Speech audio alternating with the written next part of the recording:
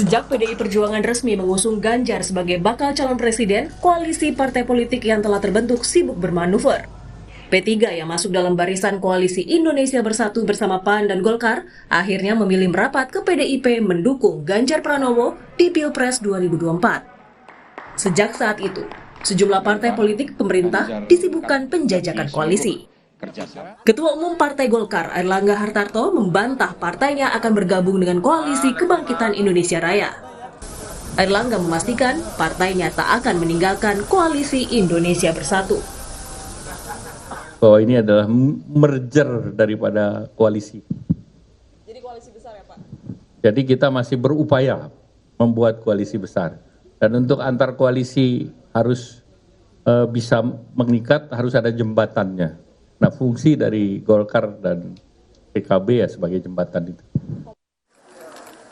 Sementara, Ketua Umum PAN Zulkifli Hasan juga mengisyaratkan mendukung kontestasi Pilpres yang ramai. Zulkifli Hasan menyebut pemilu sebelumnya buruk karena hanya diikuti dua calon. Kita sudah pemilu paling buruk 2014-2019. Jangan lagi buruk lagi. 2024 lebih bagus. Gak apa-apa calonnya banyak, calonnya 3 boleh, 4 boleh, 2 silakan. Tapi komitmen itu, komitmen persaingan yang produktif, yang mencerahkan, yang bisa membawa kita menjadi negara maju, melanjutkan apa sudah. Ketua Umum Megawati Soekarno Putri menyebut urusan bakal cawapres Ganjar belum akan diumumkan meski Mega mengaku banyak tokoh antre untuk jadi bakal cawapres Ganjar. Kereta saya ini udah banyak yang mau naik loh. Jadi ya tunggu aja lagi. Banyak kok, saya udah punya di sini. Berapa tuh? 10 apa piro yo? Iya nanti kan mengerucut sendiri, tapi oleh pikiran saya. Sebelumnya, Presiden Joko Widodo meminta partai koalisi rukun dalam jamuan makan malam di istana bersama partai koalisi pemerintah minus Partai Nasdem. Namun hingga kini, koalisi partai makin dinamis saat tiket bakal cawapres ya belum final. Tim Liputan Kompas TV. Koalisi besar belum final dan negosiasinya bisa jadi alot. Lalu bagaimana peluangnya ke depan? Mungkinkah koalisi besar meninggalkan Ganjar? Kita bahas bersama Direktur Eksekutif Poltreking Indonesia, Hanta Yuda. Selamat malam Mas Hanta. Sehat ya? Malam, Rizka. Alhamdulillah sehat, Rizka. Terima kasih sudah hadir di Sapa Indonesia Malam. Nah, kalau terakhir kan Pak Jokowi bilang yang rukun, yang guyup untuk 6 parpol pendukung pemerintah. Tapi bicara soal koalisi besar masih mungkin atau enggak ya Mas Hanta? Karena tampaknya galau-galau terbagi antara ke Pak Ganjar atau ke Pak Prabowo.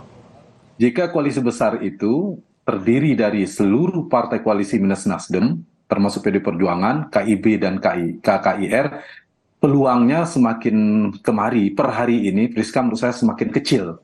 Kalau maknanya plus PD Perjuangan ya. Karena ada 2 calon presiden yang memiliki potensi kemenangan yang relatif sama dan kompetitif. Artinya sepanjang Ganjar dan Prabowo memiliki peluang kemenangan yang sama, titik temunya sulit. Mengapa? Karena salah satu dari mereka kecil kemungkinan ada yang mengalah, menurunkan ego politiknya untuk menjadi cawapres. Itu satu. Nah, yang kedua, sepanjang tidak ada juga pergerakan elektabilitas yang dilakukan misalnya terhadap Anies Baswedan yang dianggap kandidat yang ketiga, maka juga agak sulit ada perubahan peta koalisi. Kecuali ya, ini saya berbasis pada pusaran elektabilitas. Karena berdasarkan elektabilitas, kalkulasi kemenangan, Priska ada 3 capres ini kan yang berpeluang menang, yang berpotensi besar, Anies, Ganjar, dan Prabowo. Karena itu, kalau kita perhatikan, jika tidak ada perubahan seperti saya katakan tadi, terkoreksi elektabilitas 2 di dalam pemerintahan ini, misalnya ada salah satu yang tiba-tiba naik, menjulang antara Ganjar dan Prabowo, atau salah satu menjadi lemah, terdegradasi, artinya antara Prabowo dan Ganjar itu memiliki margin yang menjauh, itu ada potensi. Sehingga ada yang realistis, kalau gitu satunya jadi wakil. Itu satu. Yang kedua, kalau ternyata elektabilitas Anies Baswedan menjulang, menguat, trennya naik, sehingga koalisi-koalisi ini melihat yang di luar, yang tanda petik berjarak dengan Pak Jokowi ini kemudian memiliki kekuatan besar, maka mereka terpaksa atau dipaksa untuk bersatu dalam koalisi besar. Nah, per hari ini, Priska, kita lihat tidak ada indikasi itu. Indikasi di mana Ganjar dan Prabowo masih relatif kuat, Anies Baswedan juga stabil atau stagnan di kisaran begitu. Nah, per hari ini saya melihat tidak ada potensinya, atau bahkan potensi akan menjadi koalisi besar, bergabung PD Perjuangan 2 ini agak sulit. Nah, kalau ternyata koalisi besar itu dimaknai minus PD Perjuangan, di luar Ganjar, yaitu menggabungkan KIB dan KIR, minus P3, itu peluangnya sedang besar. Sedang ada komunikasi yang intensif dibangun oleh Golkar dan PKB, yang capres kemungkinan Prabowo Subianto. Nah, kalau KIB, KKIR, kita katakan KIB-nya tapi minus P3 ya, dan PDIP dipisahkan begitu.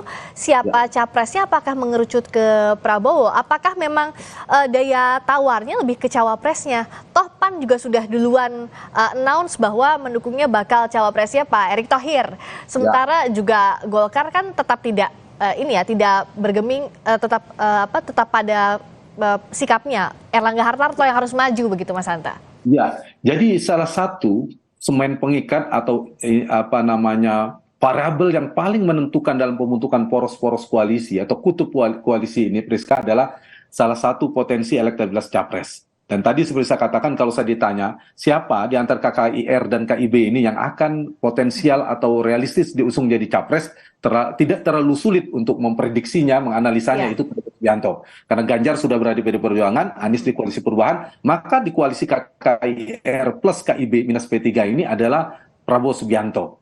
Apa yang menjadi faktor pengikatnya, yang menjadi titik temu, faktor kekuatan elektabilitas dalam konteks ini Prabowo Subianto. Yang kedua adalah kalkulasi realistis dari para ketua umum partai. Artinya apa? Terkait dengan insentif politik yang mereka dapatkan, baik secara elektoral maupun power sharing yang mereka dapatkan. Yang ketiga yang bisa mengikat adalah faktor kingmaker. Dalam konteks ini, karena mereka ada partai-partai di dalam pemerintah, adalah faktor Joko Widodo. Pak Jokowi menjadi salah satu variabel yang perlu diperhitungkan untuk mengikat mereka ini, karena bisa menghimpun ketua umum partai ini oleh Pak Jokowi. Nah, yang menarik betul, seperti Rizka katakan tadi, yang menjadi titik kerumitan nanti justru adalah penentuan cawapres. Padahal variabel cawapres sangat menentukan kemenangan, di mana antar capres ini tipis selisihnya, sangat kompetitif. Dan posisi cawapres harus tepat. Kalau keliru menentukan cawapres bisa tergerus dan kalah. Tapi kalau tepat memilih cawapres yang komplementer, kontributif elektoral, itu menjadi peluang kemenangan.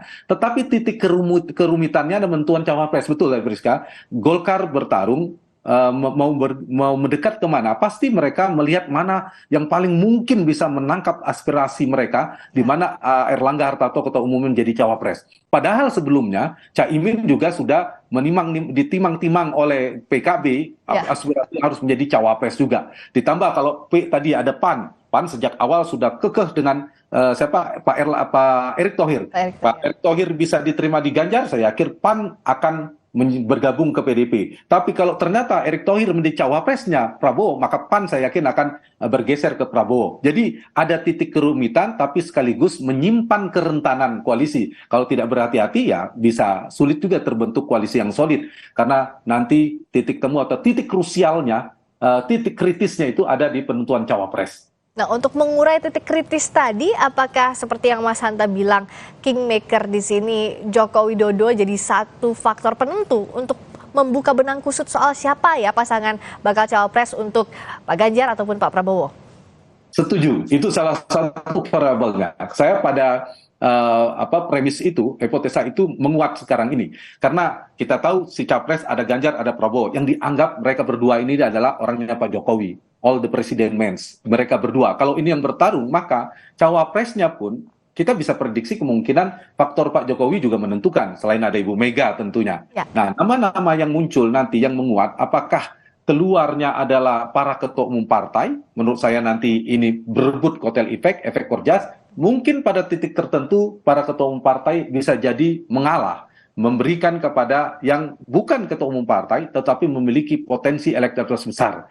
Karena itu cawapres yang potensial itu Rizka, satu, dia punya potensi elektabilitas melengkapi si capres baik Ganjar maupun Prabowo. Supaya apa? Supaya komplementer secara elektabilitas. Lihat pasangannya yang serasi, saling melengkapi, Jawa luar Jawa misalnya, nasionalis religius misalnya, kekuatan NU dan seterusnya. Yang kedua adalah akseptabilitas. Soal tingkat penerimaan tertinggi ketua umum partai yang terima siapa. Dan satu lagi yang menentukan, saya setuju tadi, adalah soal akseptabilitas kedekatannya dia dengan Pak Jokowi. Jadi figur-figur cawapres yang dekat dengan Pak Jokowi, nama yang disebutkan Pak Jokowi ketika ditanya oleh media Lebaran kemarin, urutan-urutan, saya kira itu tidak terlalu jauh dari nama-nama yang disebutkan Pak Jokowi tersebut. Terakhir, Mas Hanta, bagaimana pula pengaruh pertemuan Pak Luhut dengan Pak Surya Paloh, juga Bu Mega yang bilang bahwa banyak kok parpol yang sudah mengincar untuk dekat-dekat PDIP dengan peta persaingan saat ini dengan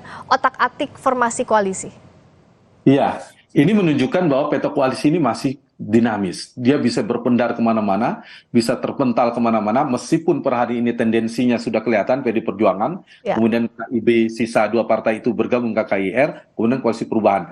Tapi jangan lupa ini bukan sekedar pertarungan tadi, variabel capres, cawapres, elektabilitasnya berapa, kemudian bukan para ketua umum sedang bicara, tapi ada juga soal kingmaker yang berpengaruh.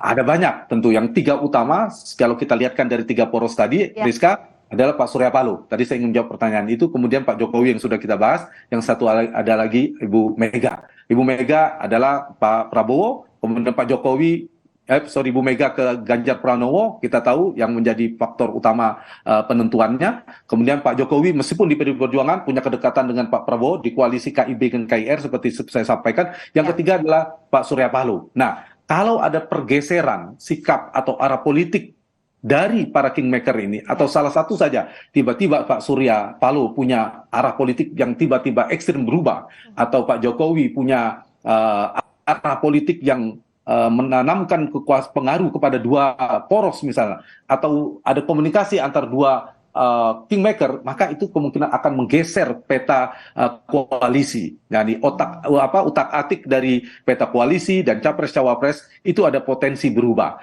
Nah, apa variabel yang mungkin merubah? Betul tadi pertemuan atau arah politik para kingmaker itu betul. Yang kedua adalah dinamika elektoral, dinamika elektabilitas itu penting, Rizka. Seperti saya katakan, ini kan per hari ini.